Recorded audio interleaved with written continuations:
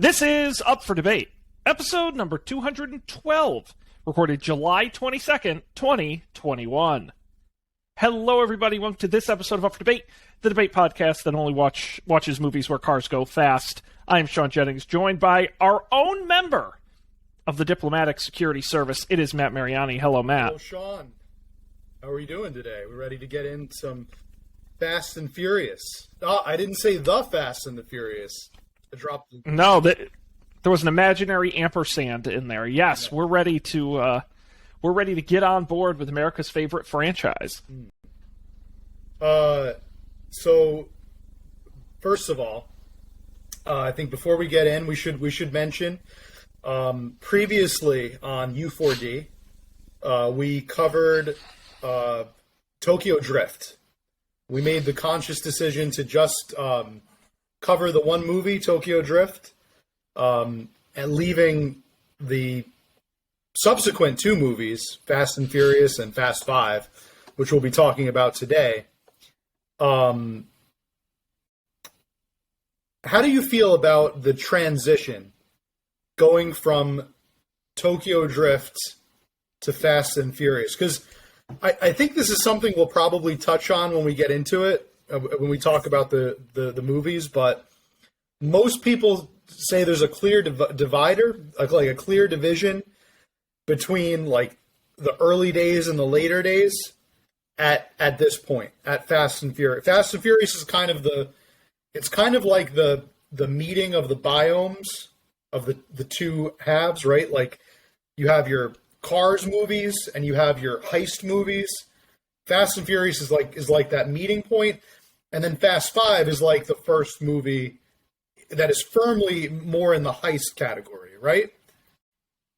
Yeah, absolutely. I mean, if you think about it, I mean, The Fast and The Furious, the first one, is a very specific type of film. I think Too Fast, Too Furious is kind of like a half version of that, and Tokyo Drift is something entirely different. It's not till you get to Fast Ampersand Furious where you're creating that hybrid film that is The Fast and the Furious and Fast 5, and sort of bridging that gap. But it's a difficult movie to make because you've essentially made two movies since you've had the original cast in its entirety.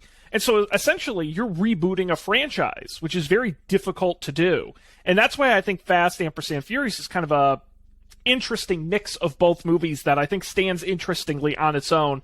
And then once we get into Fast 5, then that's where you're into just forget about the street racing. You're in a whole nother genre at that point. Yeah. This movie also sees the triumphant return of Paul Walker as one agent Brian O'Connor. He's back. They kicked the budget Paul Walker to the curb. Although that movie, Tokyo Drift, I should mention now, it now takes place in the future, right? Because, yes, after 7, I think? Yes, I believe. Is it after or before 7? It's one or the other. Yeah, it's around where 7. I thought it was maybe after 6. Anyway, it has a place later in the timeline, which I thought was really cool that they didn't explain that at all until after they made the 5th film, which features a character who dies in Tokyo Drift, right? Han, who yes, I'm going to call Snacks from now on because he's okay. Always he's snacking all the time, and he even snacks in Fast 5, which we'll get into when we talk about it. So, Snacks dies in Tokyo Drift. And it shows up in Fast 5, which I guess I don't know if you were someone. Well, he's in Fast Ampersand Furious too. That's right. Yes, he is. He is at the beginning. In the beginning, right. Briefly. But he features. He's part of the Avengers moment, I'll call it, in Fast 5. We'll get to all of that later on. But how do you think you would feel if you were in the theaters and you saw this like presumably dead guy in your Fast and Furious? I don't think enough people watched Tokyo Drift to even realize it was the guy from that movie. If I'm really being honest, I think people were like, it wasn't until later they're like, their one friend was like, that's the guy from the other movie, and they're like, Huh. Okay, that's cool. That's kind of like when I saw. I don't know, what was the first Avengers? Was it just I think it was just the Avengers at the end credit scene with Thanos. Yeah. So yeah, when I was in the theater, one of the nerdy kids around me pointed. It was like, "Oh, that's Thanos.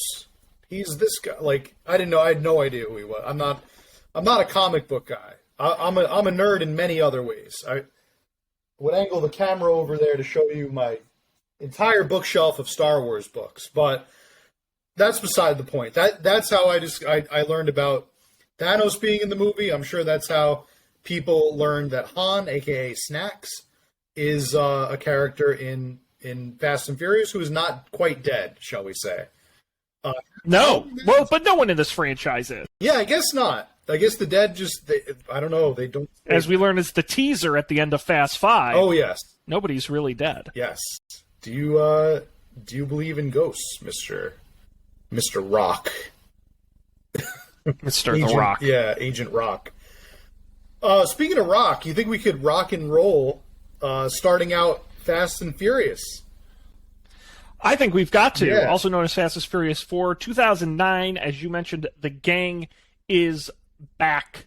And this time, they're moody. Matt, do you want to just go through the plot of this one? I would love to. I think that I enjoyed doing that for Tokyo Drift. Yeah, so... So 5 years after escaping from America, Dominic Toretto and his new crew, made up of his girlfriend Letty, who we met in the first film, Tico, Rico, Cara, and Han, a.k.a. Snacks, are busy hijacking fuel tankers in the Dominican Republic. Pretty cool action scene to start the movie, I will say. That was a really fun stunt. Yeah, I recorded, as I usually do, time till cargo fast. You want to venture a guess? Oh, that would have been 10 seconds. 18.7 seconds. Yeah. I didn't count the truck because the truck wasn't going fast. The cars were going fast right after the truck. But it was pretty fast. It was pretty quick. Time till cars go fast, very quick. Even for Fast and Furious, kind of shows up. But even Fast 5, it's and I'm sure you'll have the number for that. But that was fast too. It was. I mean, it was even that's kind of the less. signature. Yeah. I always like to when we jump into these movies, I like to look at the movies that were around at that time because I feel like some movies are trend setters and others are trend getters. Mm-hmm. And I feel like these movies are very much they're very much the latter. Like they're the ones that are like trying to emulate those other movies. Very, very much so. So some movies around Fast and Furious that I wanted to point out as I think possible influences: Casino Royale, 2006, and the Transformers movies, which began in 2007. I think okay. Continue that your theory. In terms of special effects, I thought there's a lot of explosions in this movie. More explosions than we've seen in a Fast and Furious movie by far. I don't know if there's any other ones that struck out to you. It was really those two that I think maybe the Bourne movies, but those somehow started. I think maybe a little earlier in this movie, but you know what? I'll put them in there too. I'll say maybe the Bourne movies also. Well, but also this year you're talking Twilight Saga: New Moon, the Star Trek reboot, which I think is kind of darker looking, which is similar to this movie. And of course, a movie this takes, I would say, a lot of influence from Night at the Museum: Battle of the Smithsonian. Of course. And Paul Blart Mall Cop. Yeah. I mean, the character's name is Paul. What a bad year for movies. Wear a badge. Ugh. Awful. Yeah. Yeah, 2009. We get our first glimpse after the car chasing the truck, right? We get a glimpse of the team back together, right? But famously, there's no Paul Walker, not yet at least. No Brian O'Connor. So I thought that the chase was fun. I wrote that it was a fun chase. They get the truck. They're up to their old shenanigans. The gang's back together. But they can't do this anymore. They can't do it for any longer, right? Dom. The police are on their trail. Police are on their trail. Dom and Liddy are like, no, this is just not going to work. Like, too long distance. They split up. The crew splits up. We do now. I am remembering where Han comes in. I forgot all about. He's on the beach with them, right? Yes, he's on that island when they're partying. Yes. Now, yeah, and then that's where he says, "I might go to Tokyo." Yes, that's right. Which is weird because then he comes back for the. I guess did he go to Tokyo and then came back and then went back to Tokyo again? I can't figure it out. He's supposed to be Japanese, right? He's not like Tokyo would be his home.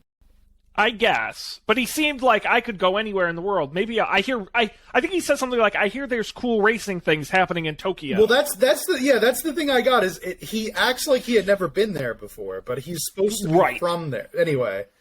I guess it's all just to set up to like, oh yeah, this is the same guy. There's a connection. In case you didn't know that they're the same guy. So they split up.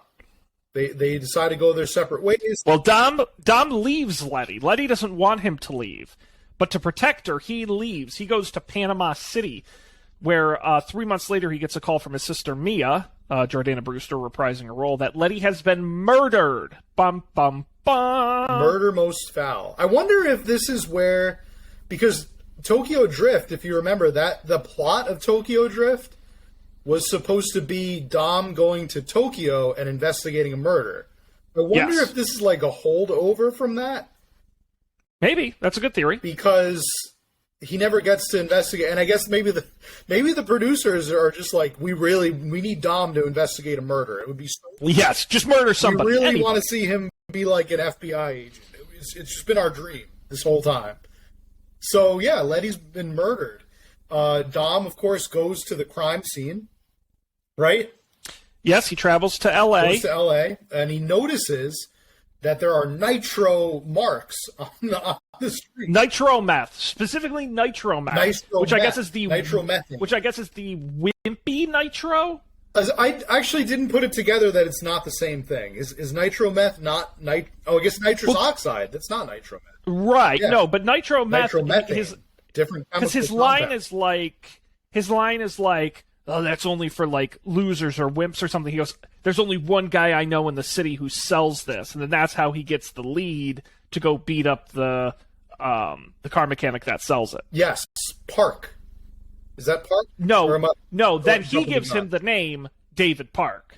Is the mechanic he beats up, I thought that was his, like, buddy. Like, the one that was really, like, a jerk to Paul in the first movie. I have no idea if he's a connection. Is that not Vince? No, because Vince comes in 5 in South America. He does, but is that okay? No, that's not. I thought when I was watching the movie, I thought that was Vince. I thought he was just being his normal jerky self, and then Dom beats the crap out of him. No, I think he was just a generic mechanic. So I thought they had like a relate. Okay. Anyway, yeah, he beats the crap out of that mechanic who gives him the name.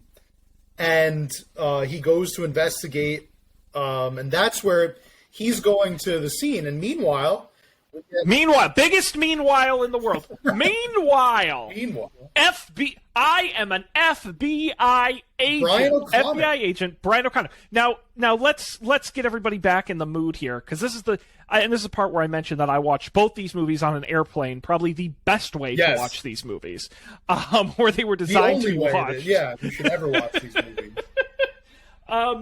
And this is the part where I remind people that at the end, almost the last time we saw him, Brian O'Connor had been kicked out of the force because he let Dom go. Okay? Right.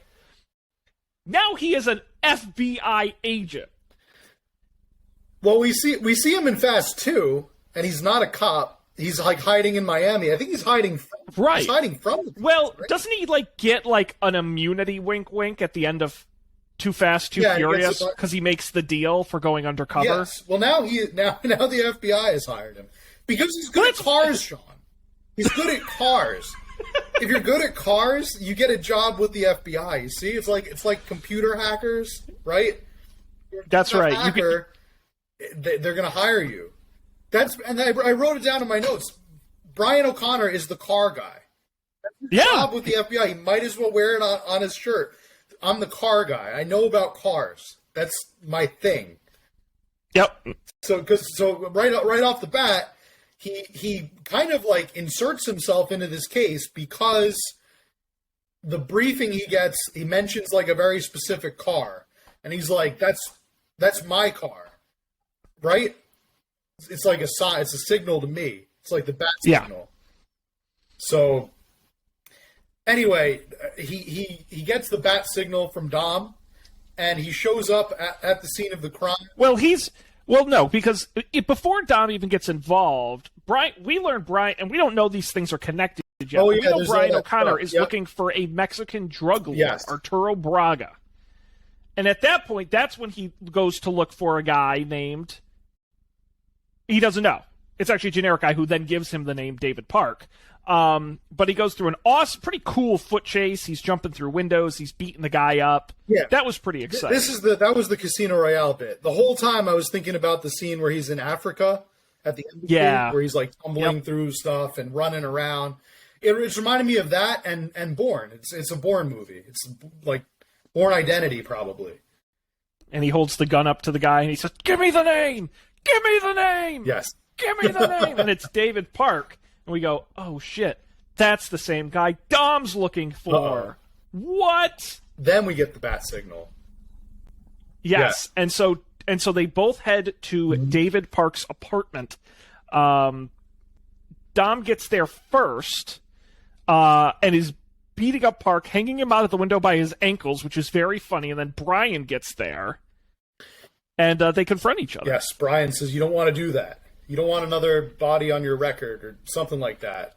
Don't want more blood on your hands. And Dom is just like, "They killed Liddy." But you don't understand, Brian. They killed Liddy. You don't understand. This is family. This is family, yes. Do you think at some point they put in his contract, like, you have to say the word family at least, like, this many times, X many times in a movie? See, I think it's the opposite. That's when they give the script to Vin Diesel and he comes back the next day. Guys, I got some rewrites. I don't think we say family enough in the movie, so I added it a couple hundred more times just to make clear this movie's about family. And we have to say grace at least once every movie. Yes. It's a Christian film. It's a film about God and cause. Yes. Oh yeah. I think that's 100% what's going on in the writing room for sure. It makes perfect sense if you've seen the movies. He's got more edits. They've got like an office pool, like how many families will end up in the movie. Like Matt guessed 450. He got it. He's right. He was closest. Oh man, I said he was going to want to say grace twice in every movie. No, just the once, man. Just the once. Oh. And so Brian saves Park and convinces him to help the FBI by getting Brian into a street race to get into Braga's crew. Because you got to have the street race. That's the only way. Absolutely. That's currency in these movies. We talked about this. That's how you settle every score is on the road. You got to have a race. It's like a Pokemon battle, right? That's right. And so can't let a single day go by without there being a race. So they settle it with a race.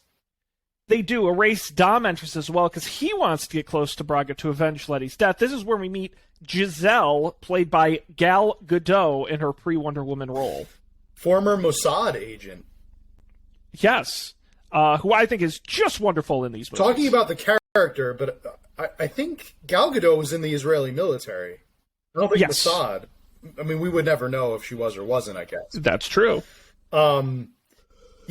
Yeah, interesting. I thought she was great in these movies. I thought she did a really good job. I thought she was definitely one of the best acted individuals. I think this movie has has very little women, and the women they do have are a very specific type. And I think she does a good job most of the women are kind of like nice and the girlfriend type in a lot of these movies. I think she is the best example of like the kick-ass, badass woman in the crew, and she does such a good job at it. I liked her better in these than I did in Wonder Woman, and I liked her in Wonder Woman, but I thought this role fit her extremely well. Yes, I totally agree. I've never seen Wonder Woman. I would definitely want to at least. The first one is good. Yeah. It's a good movie. The second one is enjoyably bad. Yeah, which, by the way, matter of fact, I should probably see Wonder Woman. Yeah, it's on HBO Max.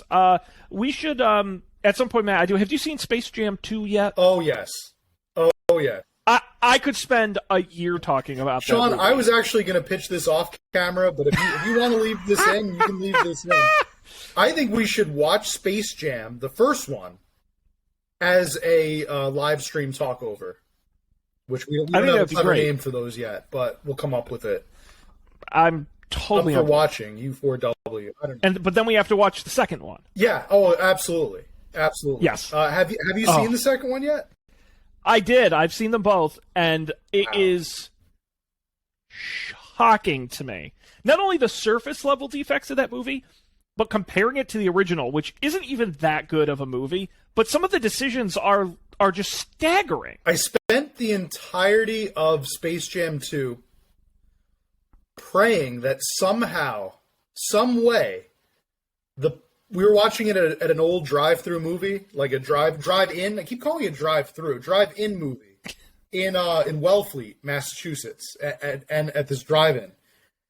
And I was praying the entire time that somehow, like, whoever was projecting the movie was like their hand was going to slip, and the original Space Jam was going to like somehow magically fall on the reel. I know it's not possible, but I the whole time I just wanted to watch. I just wanted to be watching the first Space Jam because I just missed it so much. It was like encountering like a weird substitute teacher that you don't like, and you're just hoping that like your real teacher comes back. I don't know. It was weird. Didn't like it. Now, Don Cheadle plays an evil algorithm. Yeah, named Algorithm. Oh my god. Anyway, look forward to that coming up. Yeah. We're 1,000,000% doing that. Anyway, I didn't mean to get distracted. Porky Pig rap. How about that one? Foghorn Leghorn says winter is coming on the back of a dragon. Matt, this exists. It exists. We'll stay tuned, folks. We'll have to. Oh my goodness. We'll be covering that in a future episode for sure. Yes. They have their race. Dom bumps Brian out, so Dom wins. But then Brian goes and arrests another driver who has a weird foot fetish, I think is his gimmick, and takes his place on the team. Yes, which isn't suspicious at all, by the way, to the drug lord whose driver got arrested, and suddenly this FBI agent-looking guy suddenly shows up. Once again, he is so good at pulling off that he's not a cop. He blends in so well with everybody around him, just like in the first movie.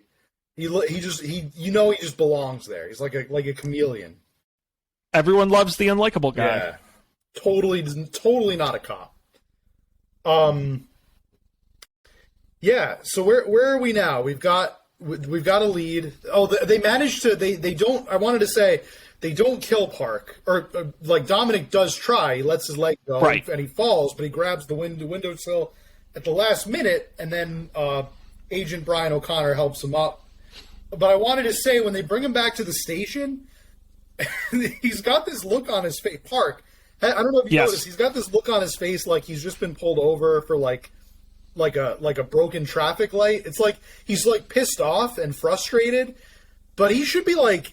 I feel like the director should have been like, you were almost killed in the last scene. You should be like, you should have this face on like you're like shell shocked or stunned or out of breath. Instead, nothing in this movie matters. Oh. It's the high school kids in Tokyo Drift again at the beginning. I can't believe I have to go through with this. I'm so put off. Yeah, man. He had like this put off face. Like it was that just kind of bothered me. I was like, it took me out of the moment, Sean. It took me out of the moment. But anyway, in that same scene, Brian O'Connor rocks his partner in the face. Not partner, Yes, very cool. Just boom. He just like he's like running over to him with papers or something. He's like, "Hey, you can't do that." He just punches. Just socks him. It's great. I kind of like that. Okay? But then again, it's also the like, you socked this guy in the face, you're off the case. Yes. And it's like, he's only going to be more on the case. Have you ever seen a movie before? Like, that's the worst thing. You should put him more on the case. Get this guy out of here. He's bleeding all over my floor. Yeah, that's pretty oh, no, good. the line I like that he says is, he goes, but he started it. And then he goes, this isn't the Cub Scouts, whatever the agent's name is. Yeah, there were a lot more one-liners in Fast Five, but there were a couple in this movie that were pretty good. Yeah. So now we're back to the part you were describing before, Sean. The race. They have a car race. And they get to have some fun with the GPS.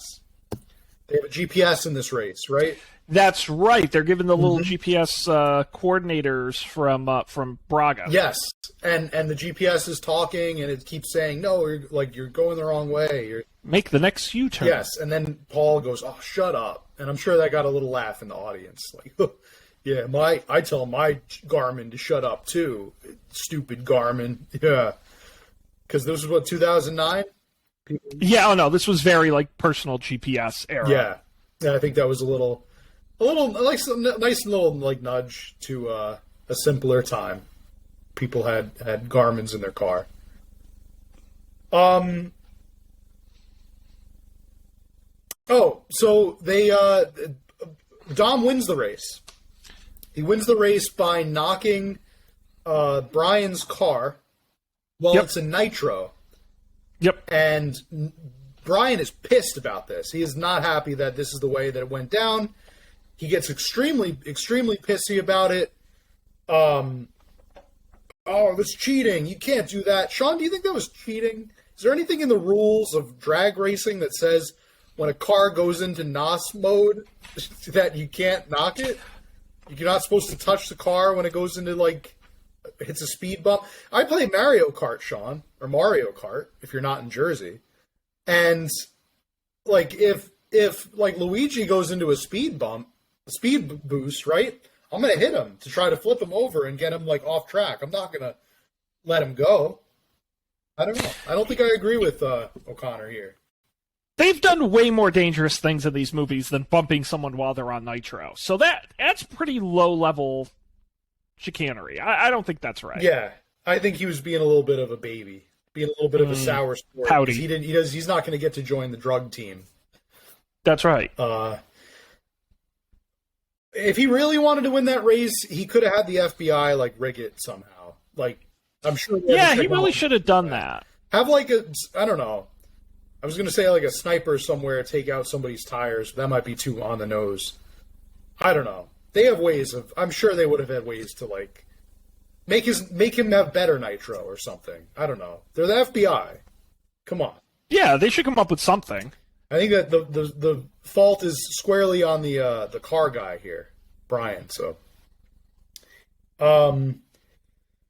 yeah, Dom wins the race, but your foot fetish guy, he like makes fun of Brian, of O'Connor. He goes, see, I told you that's why you get an American-made car, or something like that, or like that's why imports are no good. And he, like, laughs about it. He, like, laughs about it with his posse. And then, like, Agent O'Connor gets, like, a little smirk on his face. Like, oh, what's he going to do to this guy? Is he going to, like, I don't know, like flatten one of his tires? Or is he going to, like, I don't know, do some kind of wacky prank?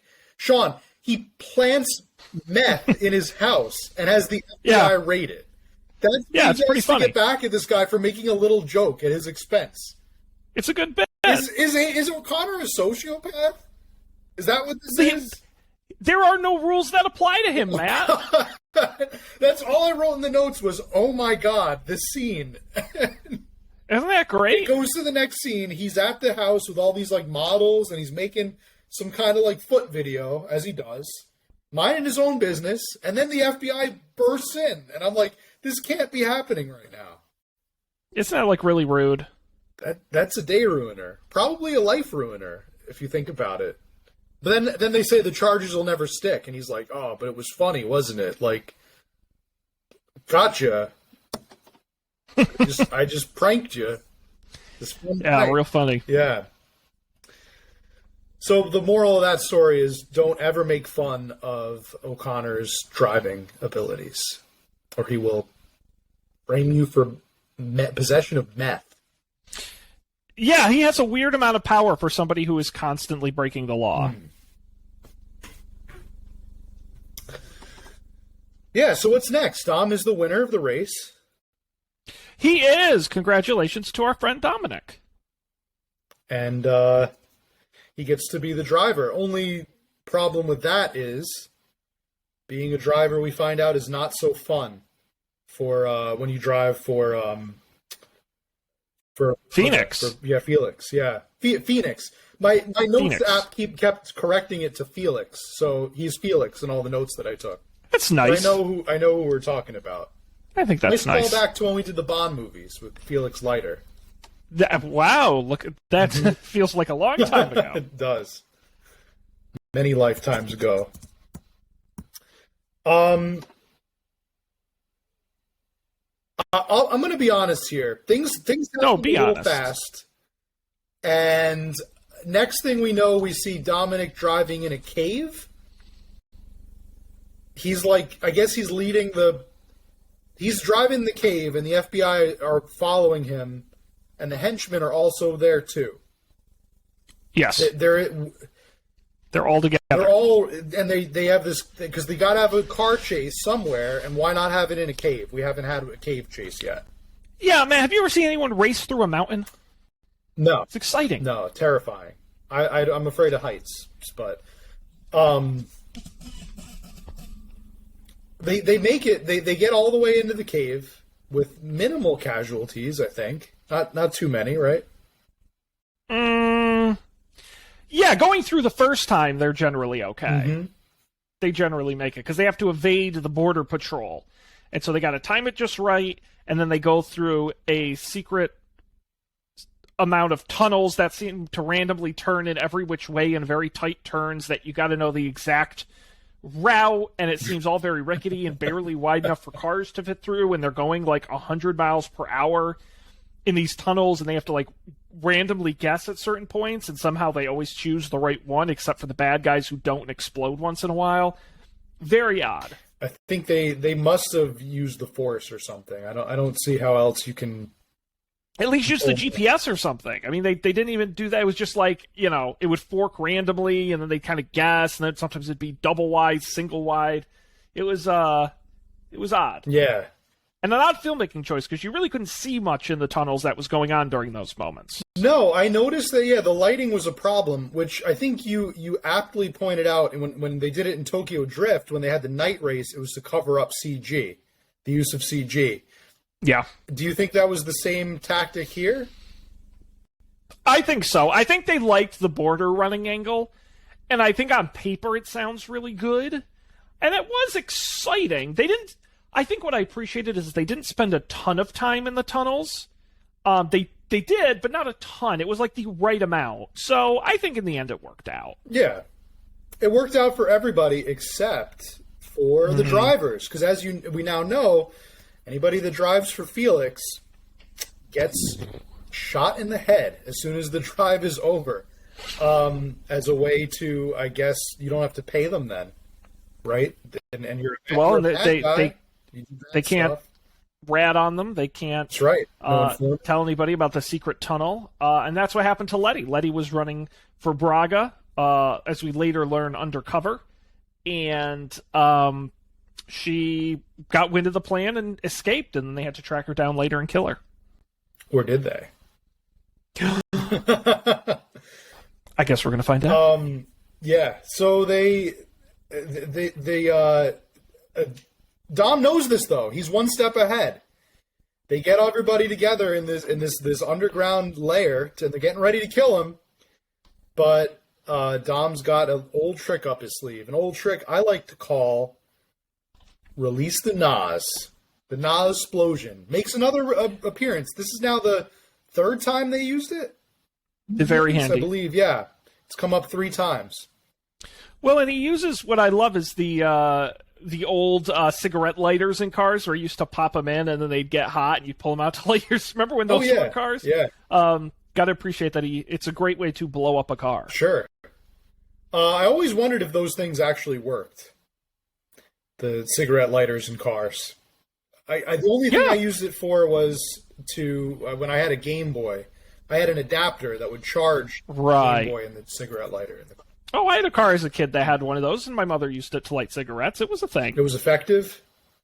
It was. It worked. The only thing is it would get dirty. Oh, okay. It doesn't produce a flame, though. It just gets real hot, right? Yeah, it's just like hot metal. Okay. All right. Science for the win. Science for the win. And so Dom and Brian hijack a Hummer H1 with $60 million worth of cocaine in it and drive back to L.A., with Braga's heroin, hiding it in a police impound lot. Cocaine or heroin? Wikipedia says heroin. Heroin. Okay. That's what I thought. So, yeah, he uses the old Nas trick. This is also where he confronts Phoenix for the first time, and basically says, you killed my girlfriend. Prepare to die. And after he escapes, he goes back, and I think this is also where he figures out. Dom is figuring out a lot of things in a very short amount of time. Yeah, Brian's not doing any FBI agenting. The man, Dominic's going to need a lot of counseling when all this is over, because he figures out that Letty was also working for the FBI.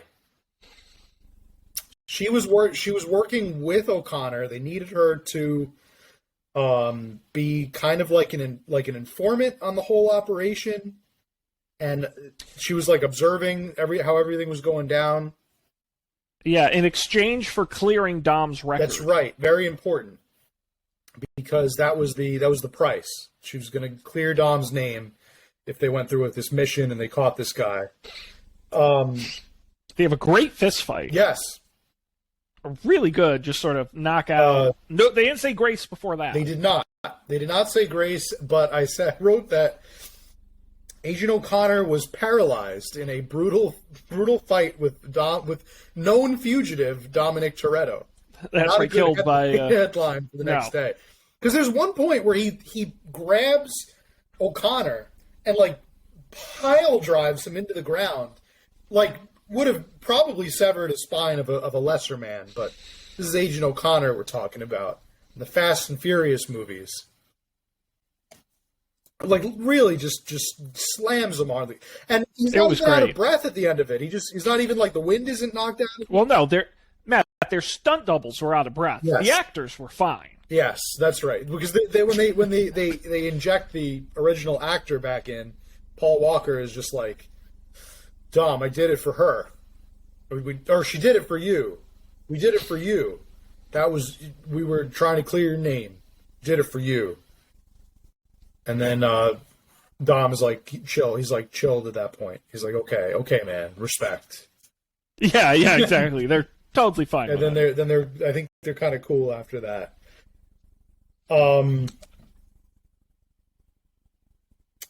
Where are we here?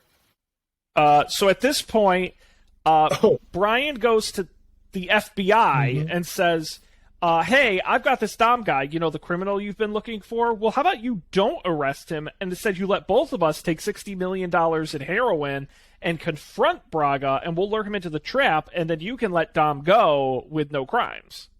Yeah, and the FBI says, okay. This works for us. I always wonder if, can you barter with the FBI? If you're an FBI agent and you know people, I mean, stuff that Dom did wasn't that bad, right?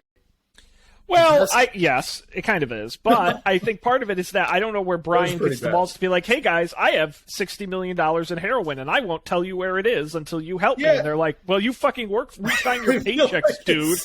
It's more like blackmail now that I think about it. that it's not really a bargain. It's a holding a chip over someone's head. Why the hell didn't Dom tell anybody that, or why didn't O'Connor tell anybody? O'Connor, that Letty was working for the FBI. Why did that just never came up in conversation? Like nothing? Like, well, because Dom would have kicked his ass. That's why he didn't do it. We saw what happened. We saw, but he was gonna. I feel like he was gonna find it. He's gonna put the pieces together eventually. Actually, that's what he gets pissed off the most at. He's like, "When were you gonna tell me? When were you gonna tell me?" Right. Yeah. Well, what was he gonna say, Matt? Hey, Dom, just letting you know your girlfriend who got murdered. Yeah, she was actually working undercover for me. Probably had something to do with That's it. probably the reason she's. I'm an idiot. We did it for you. Did it for you. Yeah, so O'Connor holds the entire FBI department hostage, and they agree to his terms that they're going to meet Braga. You think, Sean? Say you're an FBI agent, right? You're like, say, like an analyst, right? You're one of the people that are kind of like preparing the data, compiling things, getting things together, getting things ready. Your team is about to go meet with a known drug dealer, a known drug trafficker that has been like at the top of the list for a real long time. You want to get the son of a bitch. You want to arrest him. Oh, sure. You think you would know what the hell he looks like, right? You would probably know what he looked like because you have people that like spy on him every day. You wouldn't just send like the team to the site so that they could like put an imposter there, right? Well, it's not even like escapes. Well, let's think about this for a second, right? So, I'm a Mexican drug lord, and I've got someone has $60 million of my heroin, and they say you've got to come get it back. I'm not going to do that because I'm the guy in charge, and that sounds like a trap. So the thought that they're like, oh, of course the bad guy's going to come to Los Angeles in U.S. jurisdiction. And just like, oh, I'm just going to take it. Thank you. Goodbye. Providing my heroin. It's like, no shit, it wasn't the guy. And of course the movie does one of those great movie things where it's a race against the clock because we're intercutting between the exchange, but also in the FBI headquarters where it's like downloading a photo of him very slowly, like on an old printer, and we're waiting for it to come through, and they're like, just one more minute, and then like the bad FBI agent's like, no, go in there, get him, it's our guy, and then at the last minute we see the photo, it's not him. It looks nothing like him. It wasn't even close. No, although I will say, age, the guy that was the imposter. The imposter did look like a Mexican drug lord. I will say, definitely a different Mexican drug lord. Yes, but actually, he looked a little bit more like the Dos Equis guy. He did. It was awesome. That's and by the way, we learned Braga's actually also known as Raymond Campos, who's actually been hanging out with the guys throughout the movie. Yes, plot twist. I thought that aside from the utter stupidity of it all, I thought that wasn't a bad like little twist. I thought that was kind of It was interesting. It was like, oh wow, that was a little played with our expectations a little bit. It was very dumb how they got there, right? Very dumb, but also it was welcome in a show where cargo fast, girl wears short skirt, short pants, short shorts. This was welcome. This was a nice little change. This like little twist. Well, and I think it's also one of those things where it's like, okay, imagine how many bad guys showed up to that meeting. 12, maybe, as the entourage. Now, you're the FBI. You set up this trap. You have it completely surrounded, right? I don't care if any one of the 12 could have been Braga. How does he get away? that doesn't make any sense. That's the part that you shouldn't have let sense. Anybody get away. I don't care who it was. I choose to believe that this is set in an alternate universe where, like, getting in a car crash means a couple of bumps and bruises.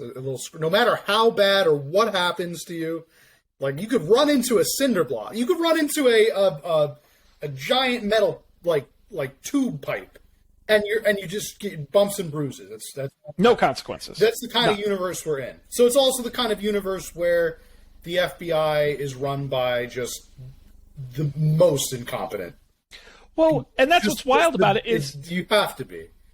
So the FBI allowed the meeting to happen and supported it with resources. The bad FBI, his rival FBI agent, sent them in too early and broke it up before they knew who the guy was. And yet, Brian O'Connor is the guy who's taken off of active duty, which should have happened weeks ago when he stole $60 million worth of heroin and colluded with a known criminal who he let go in the first movie. Yes. I wrote down, so this is what gets O'Connor fired from the case? Not punching his colleague in the face. Like, he gets it's not even really his fault, but he shelters all of the blame for it in a bizarre scene that just makes no damn sense whatsoever. And of course, the bad FBI agent sitting there at the table, like snickering. He's like, I got him now. Meanwhile, it was his damn fault. It was his fault. It's like that's He's the last straw, O'Connor. It's like, what? Punching a superior right in the mouth? Not in front of the view of the entire FBI. The whole FBI? No, you don't get fired for that. You're like, walk it off, O'Connor. Attending a meeting that is botched and goes south and goes belly up was just basically everybody else's fault in the room but yours. And by the way, that's what gets you fired. Ain't that for the record? If anything, Brian got Braga to come to Los Angeles. Right. If they had waited 2 more minutes and gotten the correct verification, they probably could have arrested him right there and ended it. And Brian would have been a hero. Good news, O'Connor. There was you were so close to doing a good job. You actually did everything right, but unfortunately, we're gonna have to pull you off the case. You jackass. You're on toilet duty. Give him credit. That'll teach you to do your job well. It wasn't the worst plan Brian's ever had in these movies. It really wasn't. It wasn't. I thought it was, Anyway, I love that. I just love that. That was I couldn't believe it while it was happening. As soon as he's like, "You're off the case, O'Connor." What? Why? Why is he off the case? So, of course, Brian then does the next logical thing, which is he teams up with his criminal friend Dom and goes to Mexico to catch Braga himself. They're going rogue. They always do it. They always go rogue. These Fast and Furious boys. They go and find him at a church, empty church, and apprehend him and try and bring him back to the U.S. Yes, Dom sticks a shotgun in his face while he's praying, and he says to him, "You ain't forgiven." Because I thought it would have been a lot better if he was like, "God ain't gonna save you now," something like that. Yeah, it was not a good line. He could have done better. Needed a rewrite. Yeah. So they apprehend him, and despite the fact that all of Baraga's henchmen are guarding the door of the church, they manage to. Do they slip out the back? I was going to say it was the least. It was the least cargo fast operation they have in these movies, where they quietly enter the church and quietly leave. Well, I can understand maybe they camped out in that church all day, which is waiting for him to show up. But I guess the henchmen forgot there was a back entrance. Yeah, didn't think to protect that. No, so they go out the back door, and the guy because the guard goes back in to check on him, and he's like, oh, and he sees another door, an open door, slightly ajar, and he's, oh no, the back door. Guys, get him! That. Who is supposed to be guarding the back door? And it begins our final epic chase. Yes.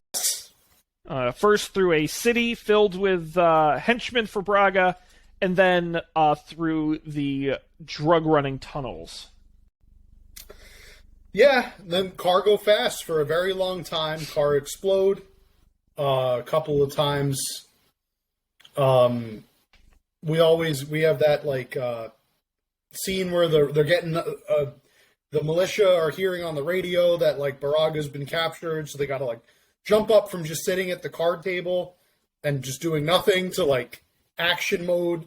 They get in their cars, and Phoenix is in the chase too. He's like pursuing. He's in hot pursuit as well, and the FBI, of course, is also there, right?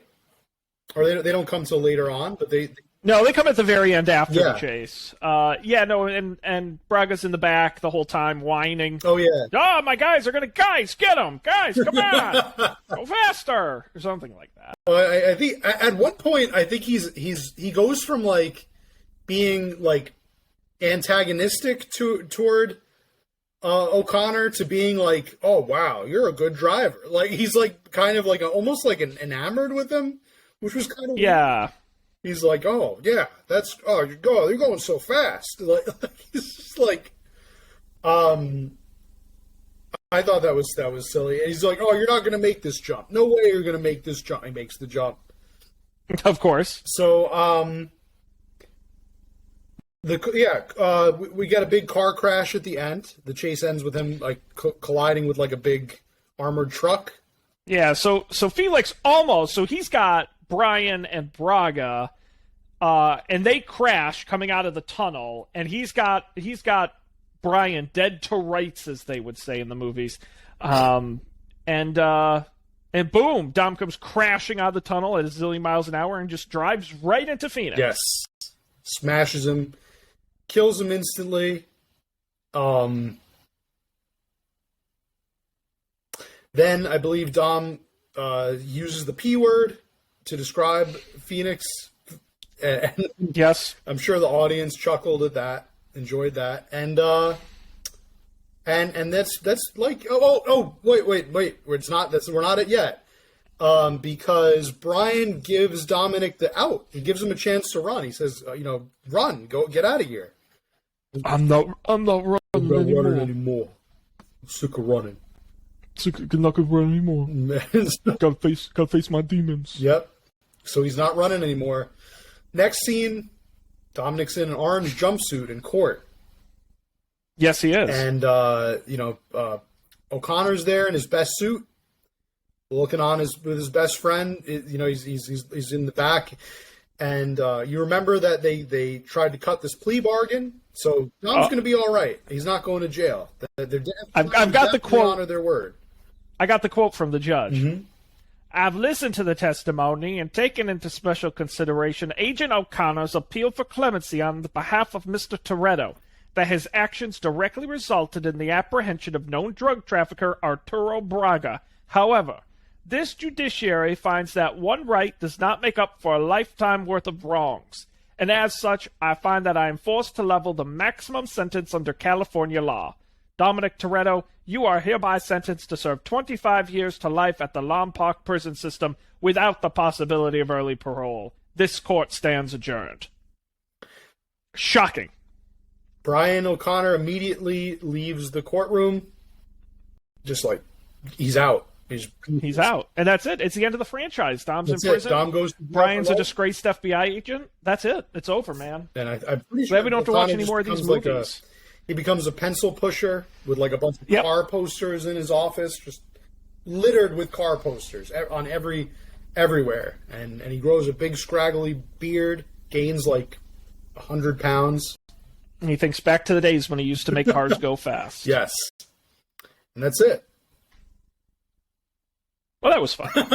What? Record scratch? What? We see Dom getting loaded onto a prison bus with a bunch of other prisoners. Wait, don't prison buses have engines?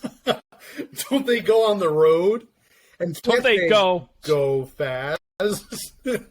Not fast enough, Matt, because they're confronted by a number of cars driven by Brian and Mia and the guys from the beginning of the movie. Yeah, who were those guys? What were their... They show up again. They're in the next movie.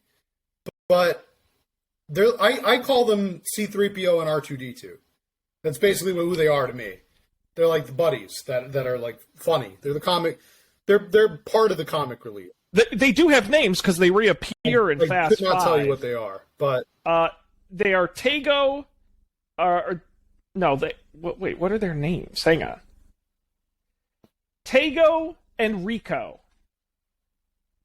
I think if I were to like I guess the joke works better if I wrote it out, because in my notes I wrote C-3PO, like S-I, like C. Does he speak Spanish? I don't know if I'm going to let you get away with that. I got to workshop that one. But, yeah, they're in one car. You got Mia in another car, and you got O'Connor in the other car, and they're going fast, and they're going toward the bus. And they're furious. And then roll credits.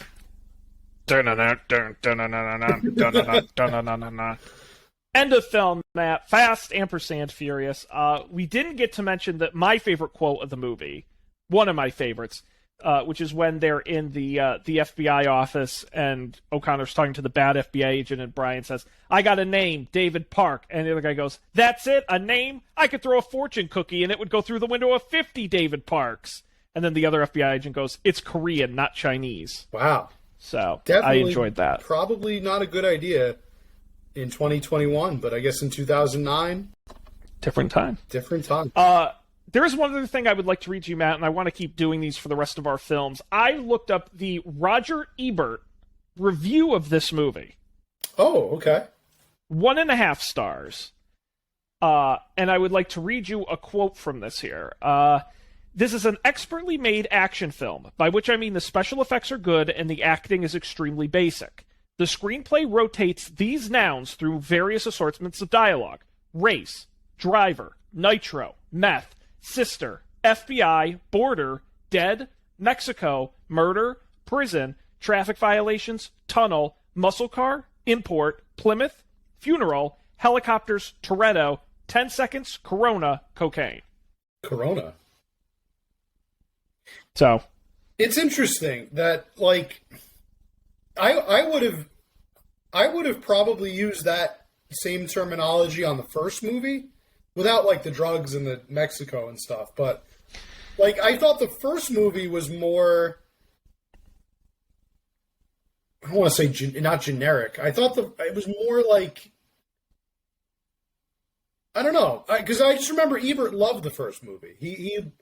I thought he gave it, like, almost top marks, almost like nice praise. He's more of a fan of Fast Five than this one, and he goes on for like 3 paragraphs about how much he loved the opening chase of this movie with the gas trucks. Yeah. Okay.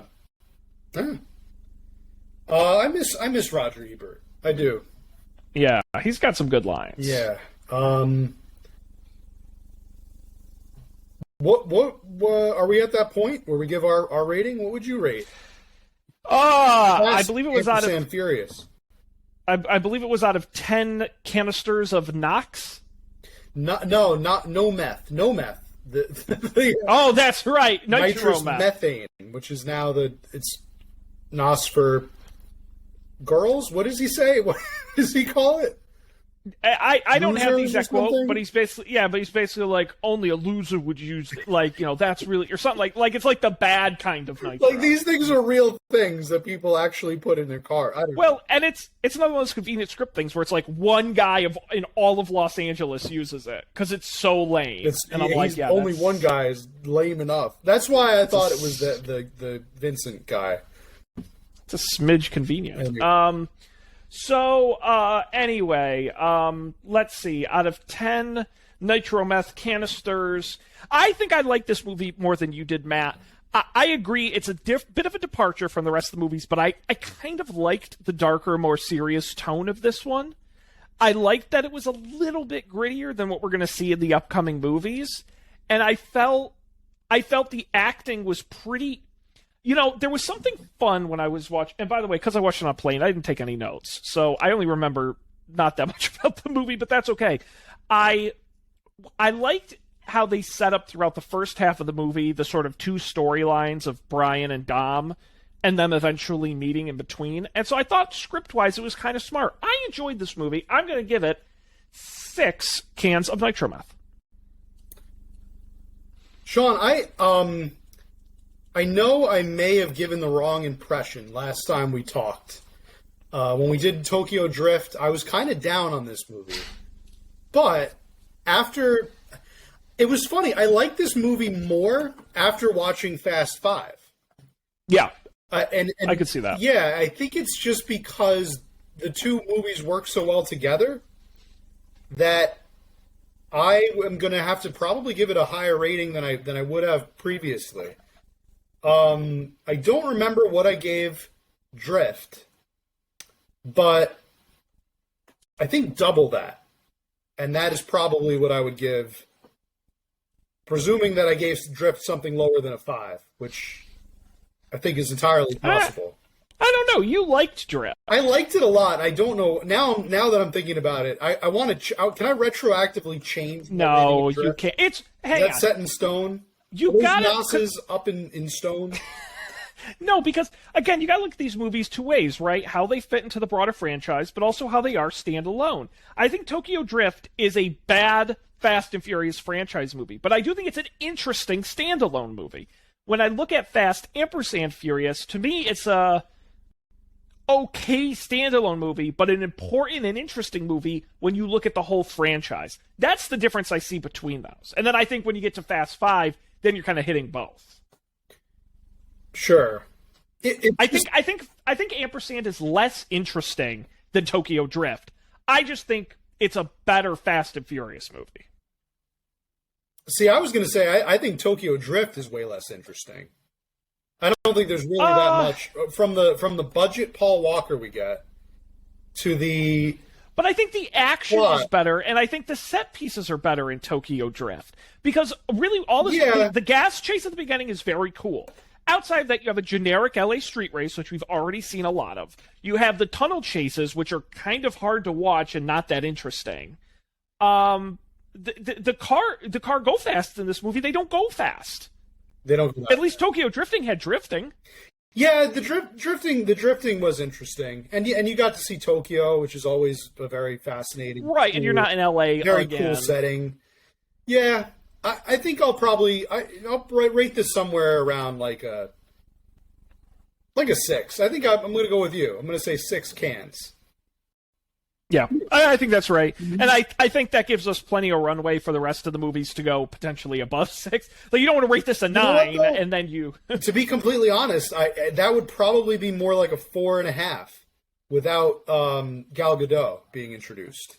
She really brings the movie up like a whole can and a half. For sure. But I'm trying to think. I think Paul Walker is better in this movie than he was in the first two.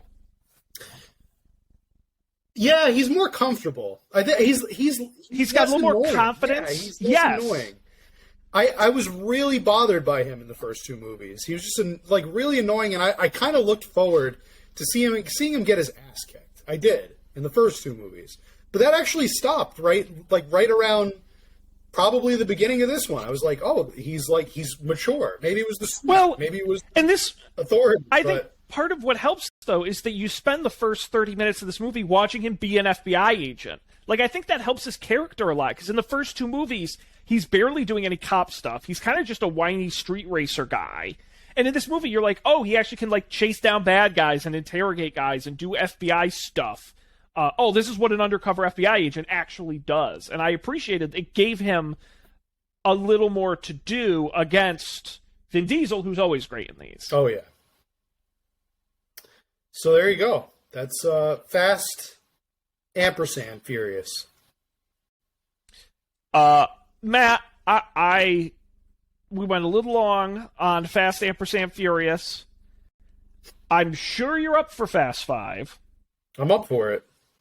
But a combination of my computer giving me a weird message that I'm not going to click on for fear that it's going to implode the show, and the fact that we're approaching the twilight hour here, I think we may have to cut it short this evening and talk about Fast 5 and Fast and Furious 6. What's the 6th one called? Fast, because then it's Furious 7. I think it's just I think Fast 6. Or is it Furious 6? No, I think it's Fast and Furious, because then I think they go to Furious 7, right? It is Fast Ampersand Furious 6, yeah. Then Furious 7, then The Fate of the Furious, which is a good title, and then F9. Yep. Okay. God, we have so many of these movies to watch. We've got a lot. I mean, I'm game for whatever. If you wanna No, Do you want to keep everybody in suspense? What happens to the prison bus? Will Vin Diesel break out of prison? The answer will not surprise you. Or will they crash into the prison bus at high speed, flipping it over several times? Survives. Somehow everybody lives. That's the other thing. Is they're like, and they captured every one of the prisoners except Don. You're like, nobody else got away. I'll probably mention this on the next episode, but that was the first note that I made. Everyone on that bus is dead. Yep. Yeah, it was a spectacular accident. None of them buckled up at all. All changed to each other. No survivors. Oh my God, you folks have so much to look forward to next week. But Matt, we're going to wrap it up here. Folks, if you didn't listen to our first couple episodes on the series, you're definitely going to want to go subscribe to Up for Debate wherever you get podcasts. Look in the back feed, visit our website, upfordebate.tv, and check it out there. We've got so many more of these movies coming up. It's going to be a blast and a half, Matt. It's going to be great. And we're going to be rocking it all August long. But we're going to end it here. So on behalf of Dominic Toretto, I'm Agent Brian O'Connor. That's going to end this episode. We'll see you next time for another Cargo Fast episode of Up for Debate. Family's family. Family. I haven't done it. Family. Family's family. Family. I love